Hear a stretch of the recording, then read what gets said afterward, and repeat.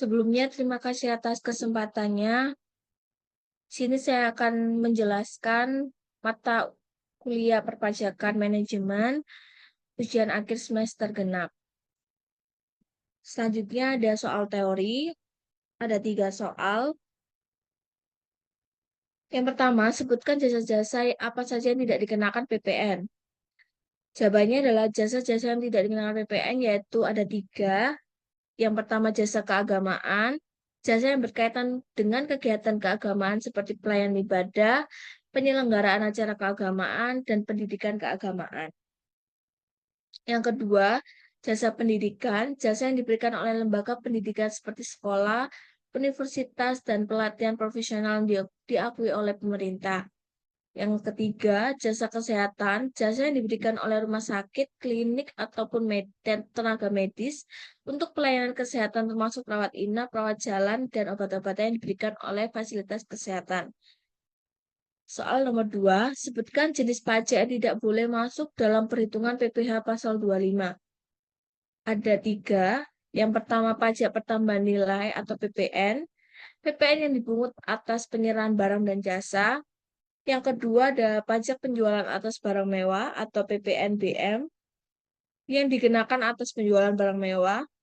Yang ketiga pajak daerah dan retribusi daerah, yaitu pajak-pajak yang dipungut oleh pemerintahan daerah seperti pajak kendaraan bermotor, pajak bumi dan bangunan, dan pajak hotel dan restoran. Soal teori nomor 3, sebutkan 3 nilai yang bisa dijadikan sebagai dasar pengenaan pajak atau DPP dalam menghitung pajak pertambahan nilai atau PPN. 3 nilai yaitu yang pertama ada harga jual, nilai yang ditagihkan oleh penjual kepada pembeli atas barang atau jasa yang diserahkan. Yang kedua ada penggantian, semua biaya yang dikeluarkan atau yang seharusnya dikeluarkan oleh pembeli untuk mendapatkan barang atau jasa yang tidak termasuk PPN yang dipungut. Yang ketiga, nilai import atau nilai berupa CIF atau Chief Cost Insurance and Freight atau harga barang yang diimpor termasuk biaya asuransi dan angkutan hingga pelabuhan tujuan di Indonesia. Selanjutnya ada soal praktek. Diketahui pada tahun 2019, PT Ismir memiliki penghasilan neto di Indonesia sebesar 350 juta, yang masing-masing memiliki keuntungan di Malaysia 100 juta dengan tarif pajak 20%, laba di Vietnam 80 juta dengan tarif pajak 30%, dan memiliki kerugian di Singapura 50 juta dengan tarif pajak 17%. Peredaran bruto dari PT Ismir adalah 60 miliar. Hitunglah kredit pajak luar negeri yang diperbolehkan PPh pasal 24. Oke, langsung saja ke jawaban. Nomor 1, hitunglah kredit. Kita menghitung dulu kredit pajak luar negeri yang diperbolehkan. Yang diketahui ada penghasilan neto di Indonesia sebesar 350 juta. Yang kedua, keuntungan di Malaysia 100 juta dengan tarif pajak 20%. Yang ketiga, laba di Vietnam 80 juta dengan tarif pajak 30%. Yang keempat, kerugian di Singapura 50 juta dengan tarif pajak 17%. Dan terakhir, peredaran bruto 60 miliar. Langkah-langkah perhitungannya menghitung pajak yang dibayar di luar negeri. Ada 3 negara yang pajak yang harus dibayar. Yang pertama pajak di Malaysia sebesar 20% dari 100 juta adalah 20 juta. Pajak di Vietnam 30% dari 80 juta adalah 24 juta. Pajak di Singapura 17% dari 50 juta adalah 8 juta 500 ribu. Langkah yang kedua, total menghitung pajak luar negeri. Total pajak luar negeri memiliki rumus pajak di Malaysia ditambah pajak di Vietnam tambah pajak di Singapura. Totalnya yaitu 20 juta ditambah 24 juta ditambah 8 juta 500, totalnya adalah 52 juta 500 ribu. Langkah yang ketiga adalah menghitung penghasilan kena pajak di luar negeri atau total laba. Rumusnya, keuntungan di Malaysia ditambah laba di Vietnam dikurangi dengan kerugian di Singapura. Total laba yaitu 100 juta ditambah 80 juta dikurangi 50 juta sama dengan 130 juta. Langkah keempat, penghasilan neto kena pajak di Indonesia adalah 350 juta dari soal. Yang kelima, hitung kredit pajak luar negeri yang diperbolehkan. Yang pertama, kredit pajak luar negeri yang diperbolehkan yaitu memiliki rumus total pajak luar negeri atau dibagi total laba luar negeri dikali dengan penghasilan neto di Indonesia, yaitu 52 juta 500 dibagi dengan 130 juta dikali 350 juta 350 juta, hasilnya adalah kredit pajak luar negeri yang diperbolehkan adalah 141.333.333. Selanjutnya, nomor 2 adalah PT Aneka Teknologi merupakan PKP yang menjual barang-barang elektronika selama bulan Juni 2023.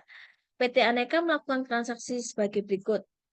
A. Tanggal 2 Juli penjualan kepada konsumen PKP sebesar 69.375.000 sudah termasuk PPN. Tanggal 7 Juli penyerahan BKP yakni air conditioner or AC kepada CV Biru PKP sebesar 50 juta include PPN. Exclude PPN. C. Tanggal 15 Juli menyumbangkan ke sebuah yayasan panti jompo 2 buah televisi dengan harga 5 juta per unit, di mana harga tersebut termasuk keuntungan 250.000 per unit. D. Tanggal 20 Juli membeli barang pada PT Komputindo PKP 10 unit komputer dengan harga 2 juta per unit exclude PPN.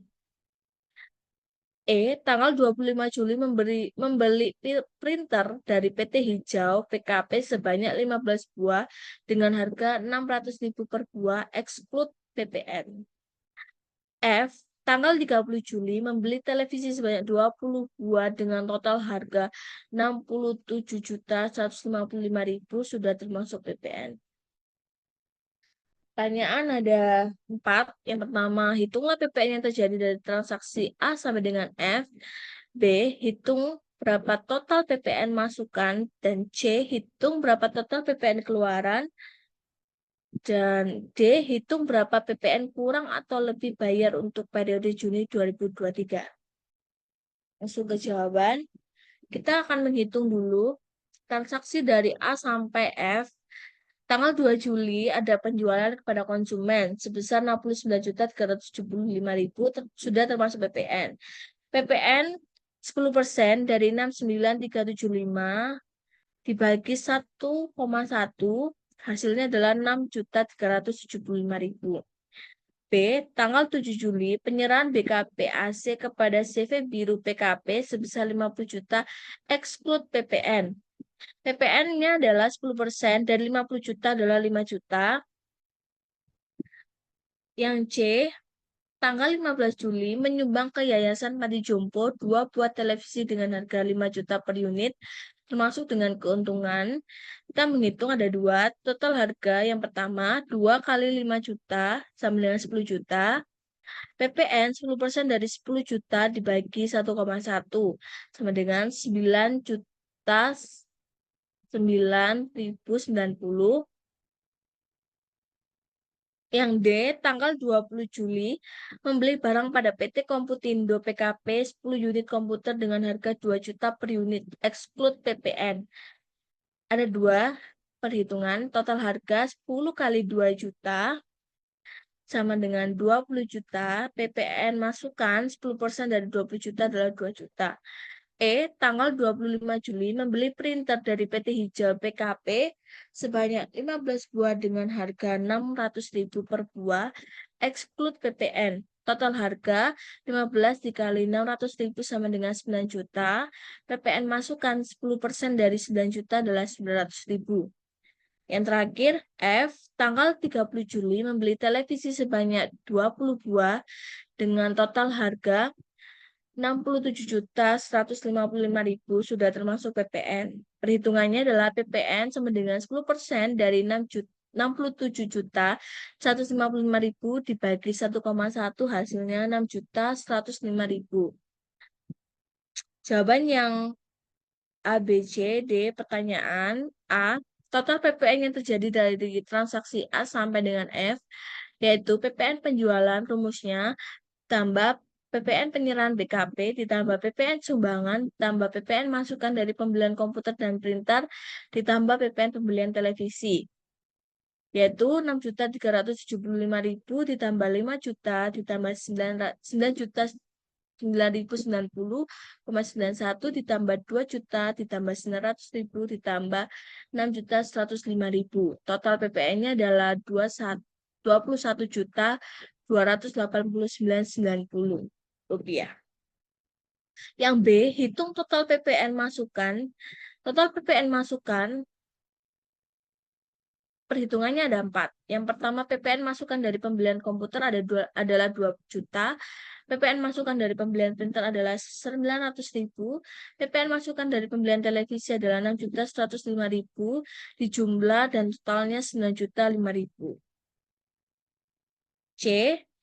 Hitung total PPN keluaran. Total PPN keluaran ada 4 perhitungan. PPN penjualan 6.375.000, PPN penyerahan BKP 5 juta, PPN sumbangan 9.090,91, dijumlah hasilnya 12.284.090 rupiah. Yang D terakhir, hitung PPN kurang atau lebih bayar untuk periode Juni 2023. PPN kurang atau lebih bayar PPN keluaran sebesar 12.284.090 rupiah. PPN masukan 9.005.000. PPN kurang atau lebih bayar PPN keluaran PPN pemasukan dikurangin. Hasilnya adalah 3.279.090 rupiah. Jadi PPN yang kurang bayar untuk periode Juni 2023 adalah 3.279.090 rupiah. Nomor 3, tanggal 1 November 2020, CV Langit Biru PKP membangun sendiri sebuah gedung seluas 600 meter persegi, di mana lahan yang akan didirikan dibeli dengan harga 230 juta, dan pembelian material bahan bangunan antara lain besi 35.500.000, kayu 86.300.000, semen 49.250.000, pasir 72.745.000, batu bata 35.155.000, paku dan kawat 3.150.000, batu kali 3.965.000, cat dan kuas 11.850.000. Hitunglah PPN yang terutang atas pembangunan gudang tersebut. Jawabannya ada dua. Yang pertama adalah identifikasi material bahan bangunan dan PPN.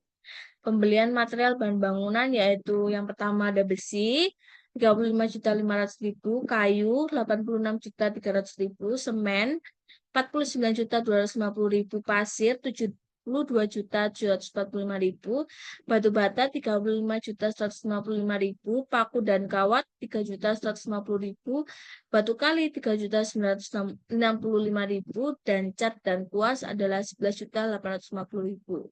Yaitu kita akan menghitung total pembelian material. Kita menjumlahkan semuanya pembelian material bahan bangunan di atas dengan total 298.915.000.